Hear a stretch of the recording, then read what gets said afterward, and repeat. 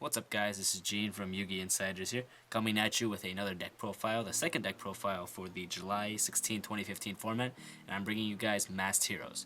Now, Masked Heroes are usually run in one of two ways, the Rank 4 toolbox or the Fusion Heavy toolbox.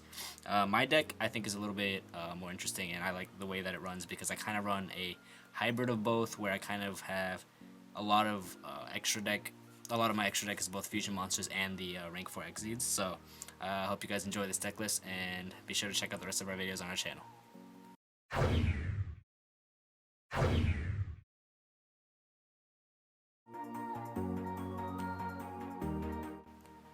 Alright, so starting off with the monsters, we're not running too many monsters here, so hopefully this goes by a little bit quick. First, I'm running Triple Elemental Hero Shadow Mist. Now this guy is pretty much this girl is pretty much the heart and soul of the entire Masked Hero deck, so pretty much mandatory at 3 here. Next, we are also running 2 Elemental Hero Bubble Man. This card is just too good. It lets you get into your rank 4s a lot quicker and a lot faster, so running them at 2. I think 3 is a little bit cloggy overall because you already have 3 ways to search into him, and so you don't really want him in your hand that often. So yep, and that's all the heroes I run. I'm running no Neos Alias because as good as Neos Alias is for some people, and while he is used for Masked Hero Koga, I think he's kind of a waste of a normal summon, and my extra deck space is really tight as it is, so I can't really find space for Koga right now.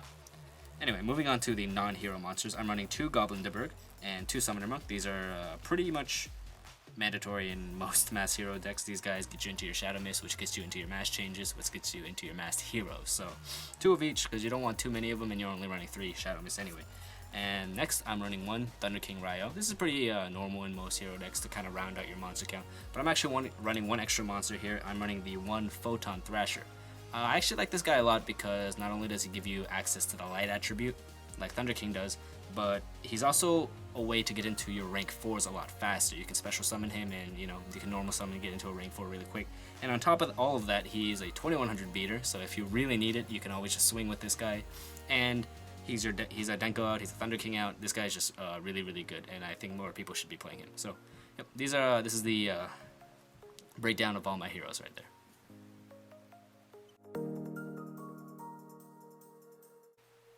Okay, so moving on to the spells. Masked Heroes usually tend to run one of 2 ways, spell heavy or trap heavy, depending on whether you want to play control or a little bit faster. I like playing a little bit faster, so I have more spells here, and so let's get into them real quick. First, I'm running triple Mask Change. This is mandatory at 3. It's very self-explanatory. And I'm also running triple A Hero Lives. Now, I ran this deck for a while running no Hero Lives, then running 2 Hero Lives, and I think overall this card is too good at 3. It's Summoner Monk food if you really if you already have the Summoner Monk on the field, or if you already have it in your hand. And in the end, if you really need it, it's a 4,000 payment. At the worst, it's a 4,000 payment for Shadow Mist, for Dark Claw, so really not too terrible. And next, I'm running 2 Miracle Fusion. Now this is where I'm talking about the hybrid with fusions. I'm running 2 Miracle Fusions because I have a couple of Miracle targets in my extra deck. No more than 2 because at 3, it started getting a really cloggy where I'd kind of draw into them early game and they'd sit dead in my hand for a long time, so I'm only running the 2. And last but not least, 1 Mass Charge because this card is really, really good. Moving on to the non-hero deck, hero spells, I'm running triple Reinforcement of the Army because this guy searches out Goblin Deberg, searches out Shadow Mist, searches out any hero that you actually need. Pretty much anything in your monster deck except for Summoner Monk and Thunder King. This guy even searches out Photon Thrasher. I'm running 2 Forbidden Lance because the Lance is really good because it helps you protect your Dark Claw, especially when you're burning a lot of resources to get him out onto the field as fast as possible. Lance just keeps him alive and really hurts your opponent in the long run. And in the end, you can always use Lance defensively, Lance their opponent's monster when they try to swing over Dark Claw, and that always really does mess up your opponent's plays. I'm running the 1 MST and 2 on the side because that's what I really like to do right now. The 1 Raigeki because this card is mandatory, and 1 Book of Moon because I think if you can find space for Book of Moon, you should always be running 1. So, yep, these are all the spells, a good amount of spells here, and let me move on to the traps.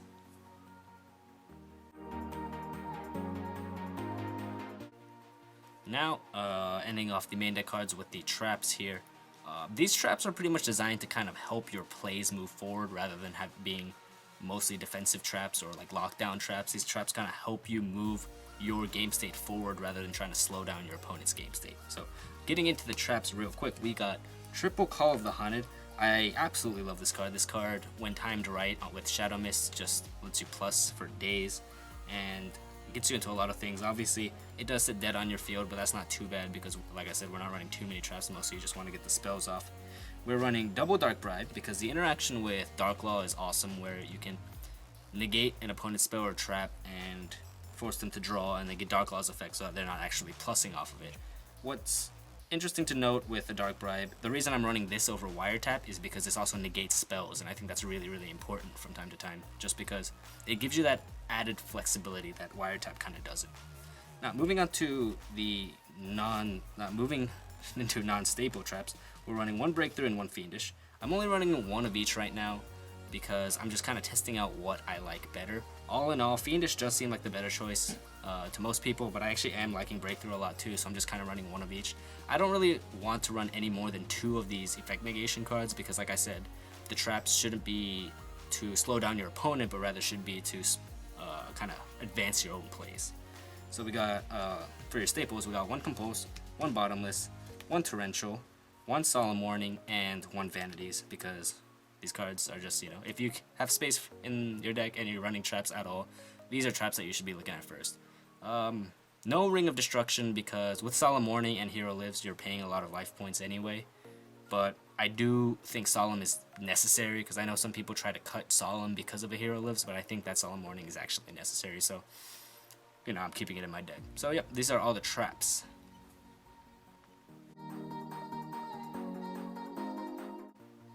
So moving on to the extra deck cards, we obviously are we have our MVP right here, Dark Law. We got our Mass Heroes.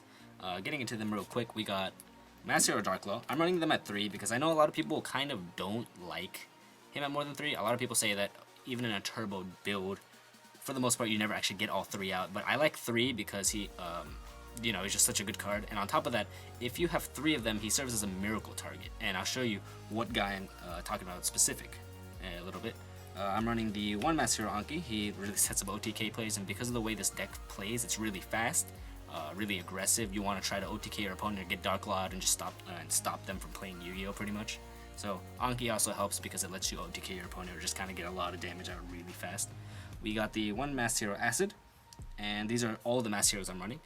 I only run the one Acid because I don't think that it's necessary at more than one. A lot of the time I'm kind of using Bubble Man to get into rank 4s more than I am to get into him. But when I do get into him, it's because it's absolutely necessary. Now for the miracle targets, I'm running one Elemental Hero Absolute Zero. I think this card is one of the best miracle target, one of the best fusion targets in the game. Just, he's so good. He forces your opponent to get something like a shark just to get rid of him. We got one Elemental Hero The Shining. This is my big beater of the deck. He's not exactly a tower out for the most part, but he's just good. And he lets you, if he's destroyed, you do get to add those heroes back to your hand, which is nice. And last but not least, I'm running one Contrast Hero Chaos. Now, I know a lot of people really don't like this guy because they think that 2 Mass Heroes is a little bit too much. However, because this guy it always counts as an Elemental Hero, even in your extra deck, you can use any of these 5 Masked Heroes to Miracle Fusion into him. And because of the way this deck plays, it's very easy. You're going to have Mass Heroes in your graveyard a lot. So, near the end of the game, if you can Miracle into Contrast Hero, it's absolutely crazy. You can absolutely just shut down your opponent, starve them, and then win the game. He's almost like an OT guy Pelio, pretty much, but only once per turn, but that's still devastating to your opponent. Now moving on to the Exceeds, pretty much standard rank 4s here. So we have the one Exciton Knight, the one Castel, we have the one number 101, we have the Rhapsody Berserk, Abyss Dweller, Gaga Cowboy. Now, for this last slot, a lot of people like to run Blade Armor Ninja or Gaga Samurai. I have been running Gaga Samurai recently because while he's not as strong as Blade Armor Ninja and he doesn't necessarily let you OTK as hard, I really, really like him right now because you can get into him with Summoner Monk, and his second effect, while it doesn't resolve very often, does actually let you protect Dark Law while he's on the field. So I've been loving the Gaga Samurai right now. On top of that, I'm thinking of cutting a couple of cards right now. I'm thinking of cutting either the Abyss Dweller or the number 80 right now for a Diamond Crab King or an Excalibur, because I'm kind of afraid Tower's Turbo might become a little bit more influential in the meta. But even if it doesn't, I might just throw in one of those because it's a huge beater or because of the OTK potential. So yep, these are all the extra deck cards I'm running. As you can see, it's a lot of fusions and a lot of Exceeds. It's not super one-sided one way or another. It's mostly just staple Exceeds, and we got these fusions. So yep, that is all my extra deck monsters.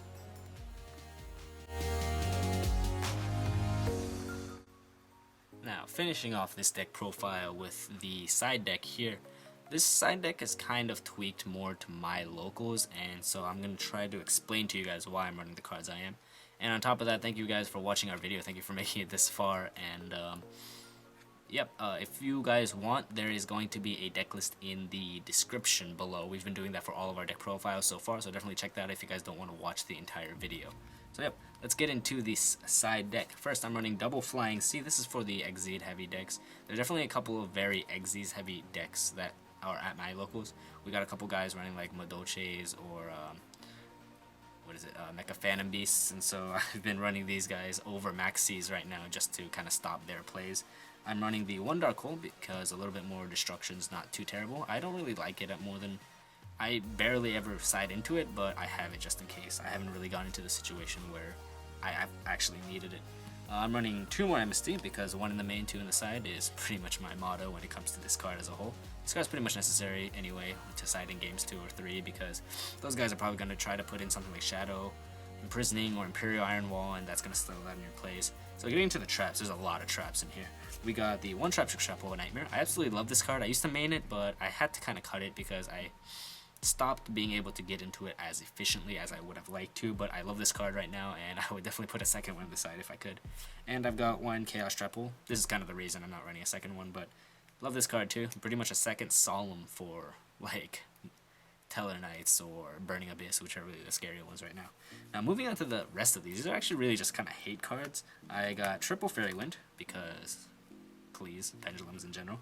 I've got triple Light Imprisoning Mirror because Tellers. Now, as you can see here, the last 2 cards are a little bit more interesting. I've got the double Imperial Iron Wall. Now, some people have asked, why are you running Imperial Iron Wall in Heroes? The reason I'm running Imperial Iron Wall is because of the Ritual Beast matchup. The Ritual Beast matchup is very difficult, in my opinion, for Mass Heroes to deal with because my deck specifically has the win condition of Turbo out Mass Hero Dark Law, sit on it and win the game, or try to OTK them. Dark Law stops becoming an option entirely against Ritual Beasts, except for obviously Otikana Hawk Search. I actually have been citing 2 of these, and I changed my game plan to try to OTK them as fast as possible.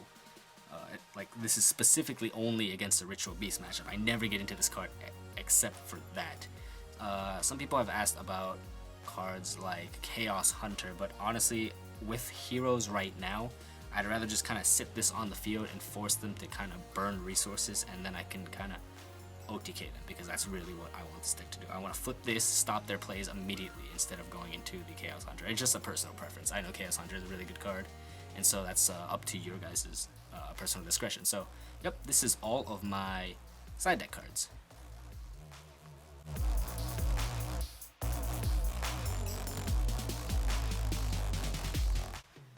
Alright, so guys, that was my Mass Hero deck profile for the July 26, 2015 format. Thank you guys so much for watching this video. I hope you guys enjoyed it. Please like, comment, favorite, subscribe, and definitely share this video so that we can get a little bit more viewership and whatnot. More than anything, we're still really looking for comments so that we know what we can improve on for you guys in the future and what you guys want to see in the future. So definitely stay tuned, and we are definitely listening to what you guys say. Any comment that we hear about anything that you guys say, we're definitely reading it. We're reading it pretty much as soon as we can, and we're definitely, if it's like a suggestion or anything, we're putting it into our channel immediately. So thank you guys so much for watching, and this is Gene from Yugi Insider signing out. Have a good one, guys.